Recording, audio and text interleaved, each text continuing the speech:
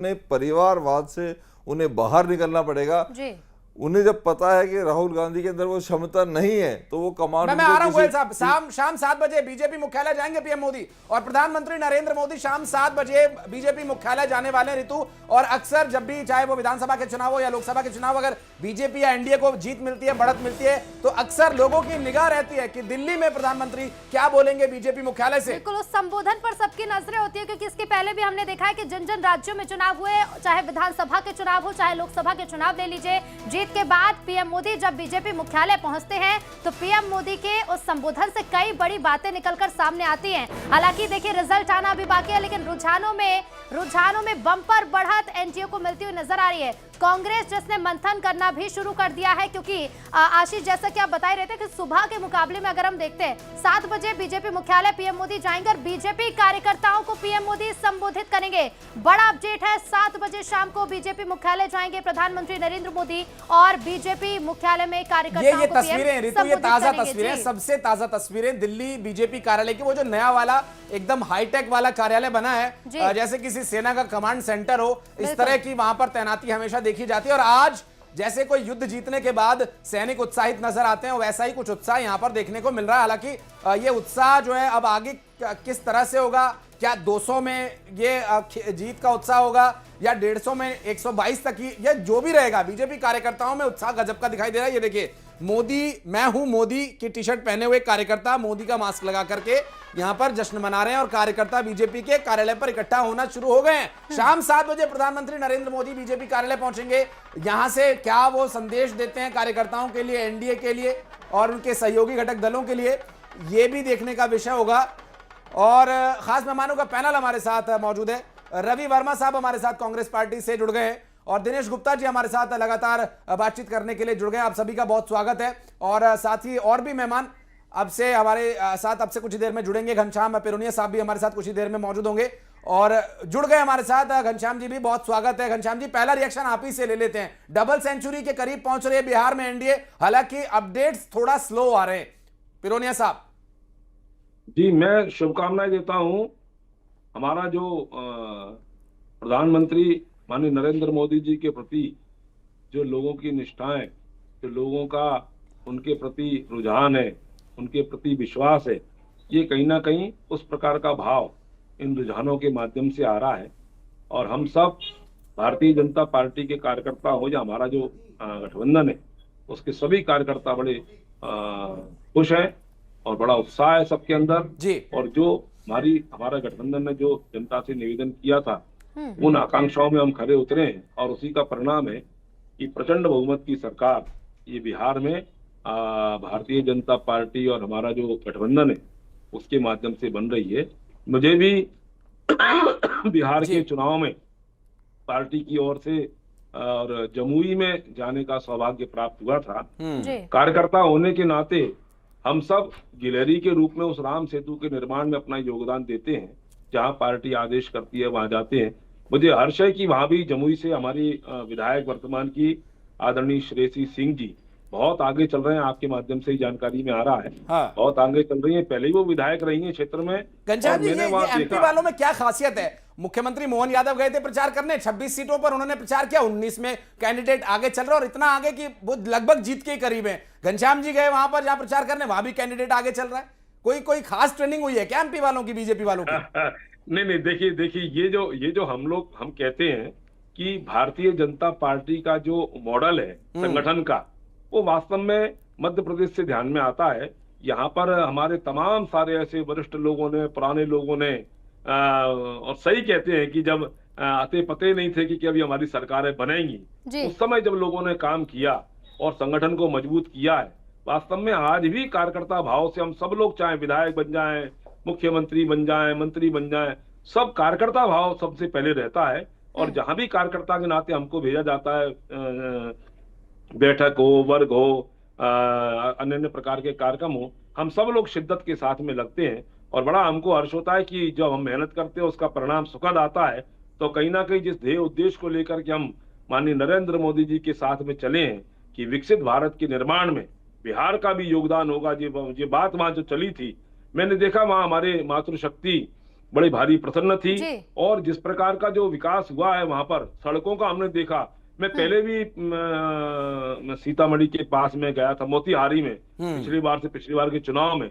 तब वहां जिस प्रकार का वातावरण था जब सरकार लालू यादव जी की थी उस समय, तब के बिहार में और वर्तमान बिहार में बहुत अंतर दिखाई देता है। पटना के ऊपर हम जब भी निकल रहे थे, गंगा जी के ऊपर इतना विशाल काय पुल बना हुआ है, 6-6 लेन की सड़कें बनी है।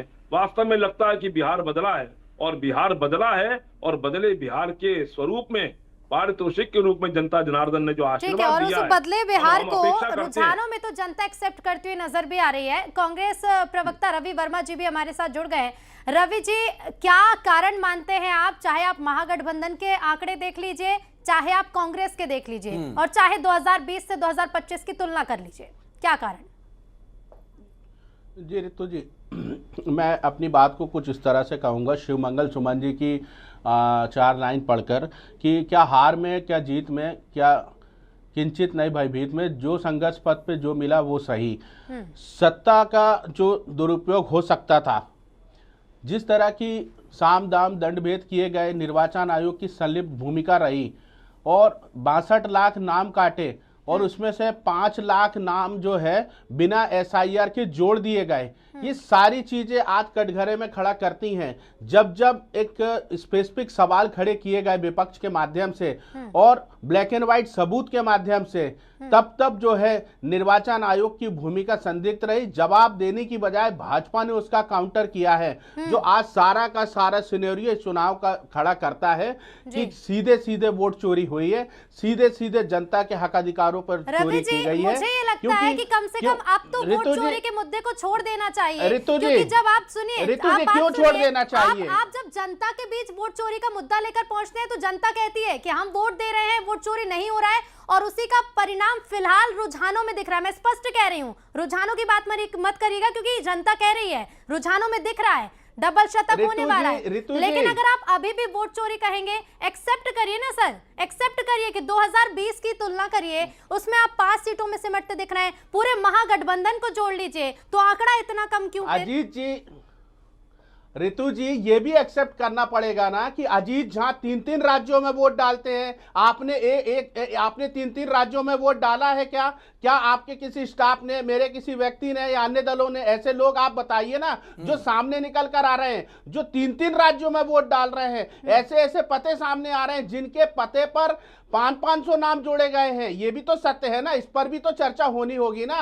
क्या आप इसे सत्य नहीं मानते हैं? बिल्कुल। और तमाम सघन परीक्षण हुए, तमाम मीडिया हाउसों ने जब उसकी शिनाख्ती की तो वो गलत पते पर पाए गए, ऐसे नाम जोड़े गए। आज क्या ये सार्थक नहीं होता है कि विपक्ष का एक बड़ा मुद्दा है, साफ प्रमाण उसके आरोप है, तो क्या इस पर चर्चा नहीं होनी चाहिए? बिल्कुल होनी चाहिए। इस पर आपसे चर्चा करने के लिए गोयल साहब समय मांग रहे हैं। हमारे साथ स्टूडियो में खास मेहमान है गोयल साहब, आप समय मांग रहे थे, कुछ कहना चाहेंगे आप? जो बातें जी, चर्चा तो इस पे भी होनी चाहिए कि इस देश के अंदर घुसपैठिए कैसे वोट डाल सकते हैं। चर्चा इस बात पे भी होनी चाहिए जो लोग मर चुके हैं उनके नाम पे कैसे वोट डल रहे हैं। अगर वो नाम हटाए गए, वो नाम काटे गए, तो उस पर ऑब्जेक्शन क्यों हो रहा है? इस देश में, इस देश के नागरिकों का हक है, बिहार की जनता का हक था, जो इन्होंने रोहिंग्या को, बांग्लादेशियों को दे दिया सिर्फ अपने तुष्टीकरण के लिए, अपने वोट बैंक के लिए। देश को बर्बादी की तरफ धकेल दिया, कट्टरपंथ को बढ़ावा दिया। देश की जनता ने दिखा दिया। और एक नाम ये गिना रहे हैं, लाखों नाम में से इनको एक नाम मिला कि उसने 3 जगह वोट डाल दिया, उसके अंदर भी पता नहीं डला है वो नहीं डला है, पर लाखों नाम ऐसे मिले हैं जो यहाँ के नागरिक नहीं थे, बांग्लादेशी, रोहिंग्या थे, फर्जी वोटर थे, किसी और स्टेट के उठाए, केरल से आके यहाँ वोट डाल रहे हैं। और कौन लोग हैं वो सब जानते हैं, जो मर चुके हैं, जो आज दुनिया में नहीं है। 5 लाख लोग ऐसे निकले हैं जिनके नाम पे वोट डल रहा है पिछले सालों से। यही कारण है कि आज 11 से 5 सीट के ऊपर इनका रुझान आ गया और 71 से 30-32 सीटों पे आ गया। वर्मा जी कब तक झूठ की राजनीति करेंगे?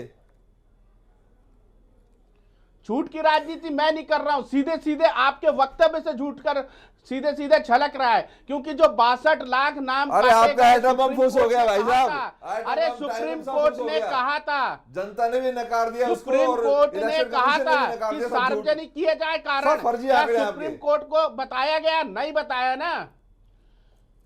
इस देश में न्यायपालिका भी है, सुप्रीम कोर्ट भी है। आखिर क्या वजह है कि चुनाव पूरे संपन्न हो चुके और उसकी वजह आपने नहीं माना बताई सुप्रीम गई कोर्ट को कि कभी 62 लाख जब नाम सुप्रीम क्यों कोर्ट ने काट कहा दिए गए? ईवीएम ठीक है, आप बार बार एप्लीकेशन लगाते ईवीएम में दिक्कत आ गई। अरे सुप्रीम कोर्ट ने जब उसको क्लीन, आप मानते हैं सुप्रीम कोर्ट को? क्या जो फैसला आपके खिलाफ आता है आप सुप्रीम कोर्ट को भी मानना मना कर देते हैं? ये क्या बात हुई? चलिए लौटेंगे। घनश्याम जी पिरोनिया साहब हमारे साथ लगातार जुड़े हुए हैं। घनश्याम जी, चूंकि जब चर्चा होती है हर चुनाव के बाद ये कुछ देर के लिए ये माहौल जरूर बनता है कि ईवीएम है कोई, अब ये नया शुरू हुआ है कि एसआईआर के बाद से वोट चोरी हुए या वोट काटे गए, हमारे वोटर्स को लिस्ट से ही हटा दिया गया, वोट देने लायक ही नहीं छोड़ा गया।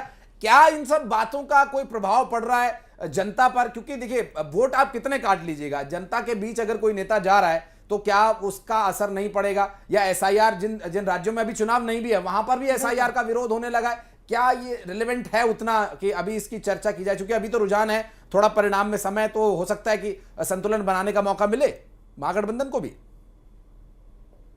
देखिए रवि जी हमारे कांग्रेस के विद्वान प्रवक्ता हैं, अब इनको एक रटा रटाया उन्होंने बता दिया होगा कि ये बोलना है, वो बोल रहे हैं, उसका धर्म का पालन कर रहे हैं वो लोग। लेकिन देखिए स्वीकार भी करो, जो सही है सही को स्वीकार करो। आप आरोप लगा रहे हो, प्रत्यारोप कर रहे हो, देखिए जनता ये जनार्दन होती है और जनता सब जानती है। आपको अवसर मिला, आपके नेताओं को अवसर मिला, आपने रैलियां करी, आपने भाषण दिए, सभाएं करी, जनता को नहीं आपको समझ में आया क्या? भाई जनता को भी आप